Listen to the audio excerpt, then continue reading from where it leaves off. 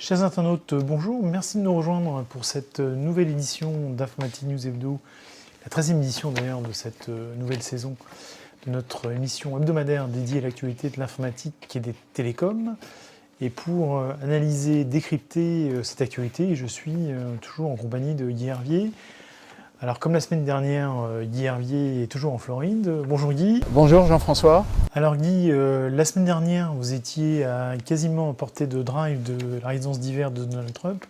Finalement, je crois que vous vous êtes encore un petit peu rapproché, mais c'est peut-être pas là l'essentiel. Le plus important, c'est que cette semaine, Donald Trump recevait dans sa résidence d'hiver un invité de marque. Oui, effectivement, on est en Floride, là, on est sur l'île de Palm Beach, donc là où on est là, et juste derrière nous, donc c'est ce qu'on appelle West Palm Beach, donc de l'autre côté du pont. Et en fait, le président chinois Xi Jinping est arrivé ici jeudi dernier, a eu un dîner avec Donald Trump dans sa résidence d'hiver à Mar-a-Lago et donc a passé toute la journée du vendredi en réunion avec Donald Trump. Donc en fait c'est ici à seulement quelques hectomètres d'ici que la rencontre s'est passée. Donc évidemment il y avait beaucoup de sujets en cours. Il y a eu bien sûr l'attaque sur la Syrie, ça c'est clair. Il y a eu qui était tout à fait imprévu puisque donc il y a eu cette terrible attaque au gaz sarin qui avait été lancée par Bachar el-Assad.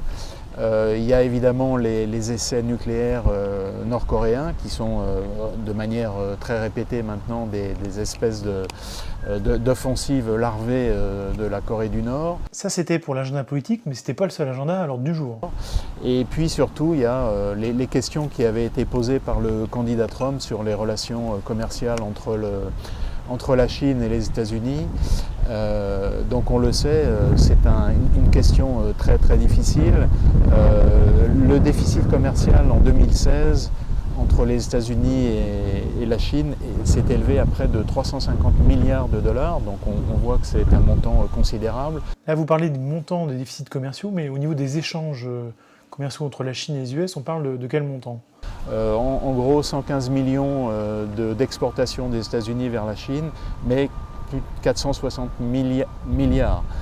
On parle en milliards bien sûr, et 460 milliards d'exportations de la Chine vers les États-Unis, donc résultant à un déficit commercial de 350 milliards, mais ce n'est pas un problème nouveau, puisqu'en fait si on fait le total des 10 dernières années, on arrive à 3 000 milliards de dollars de déficit commercial, donc ça veut dire 300 milliards en moyenne chaque année. Et il faut remonter à 1985 pour arriver à un équilibre commercial entre les deux pays, donc c'est pas un problème nouveau. D'ailleurs, vous avez les moyens d'en attester. J'ai apporté ici quelques vieux objets, je dirais de toute première génération des objets électroniques. Donc là, on a deux calculatrices Rockwell. Donc celle-ci date de 1976, fabriquée à Hong Kong. Celle-ci, c'est la même Rockwell qui, elle, a été fabriquée, enfin assemblée au Mexique. Donc on voit, hein, ce sont les toutes premières calculatrices. Là, on a un réveil radio, donc des années 70, fabriqué pour Radio Shack. On se souvient de Radio Shack qui a été, lui, assemblé au Mexique. Là, on a un Weather Radio, donc c'est en fait une radio spécialisée donc, qui se connecte sur les prévisions météo qui étaient utilisées par les aéroports de l'époque. Et celui-là, c'est tout début des années 80. Donc celui-là a été fabriqué en Chine. Là, on a une télécommande de télévision, donc c'est quelque chose qui n'est pas très sophistiqué, qui a été fabriqué au Mexique, qui date des années 80. Il a une calculatrice un petit peu plus récente, puisqu'en fait elle est avec des cellules photovoltaïques, et celle-ci a été fabriquée à Taïwan. Donc on voit que le problème n'est pas récent.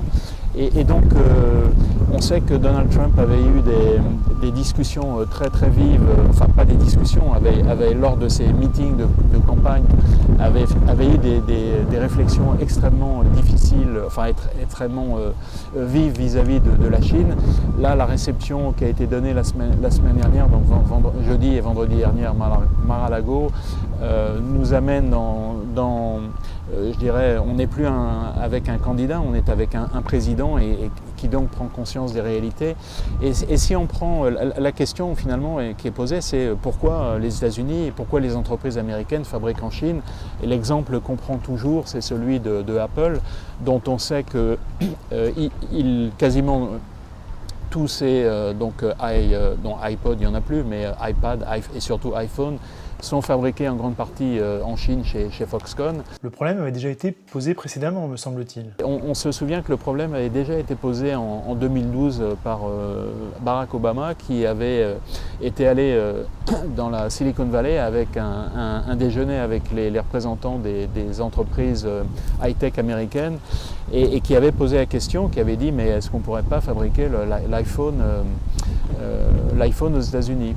Alors, à l'époque, Steve Jobs avait répondu que de toute façon, ça ne ramènerait pas des emplois. Et puis, en fait, la réalité, finalement, il y a le coût de la main-d'œuvre, qui n'est pas le véritable problème.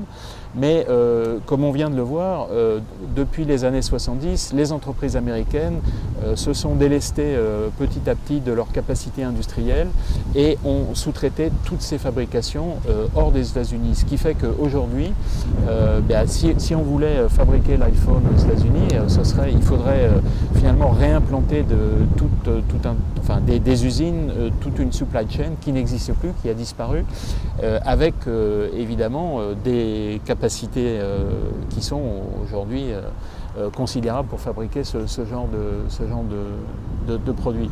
Donc il y a ce problème-là, il y a le problème et déjà Steve Jobs et puis Tim Cook, plus récemment à la télévision américaine, avaient dit qu'il y avait le problème de capacité industrielle qui avait disparu.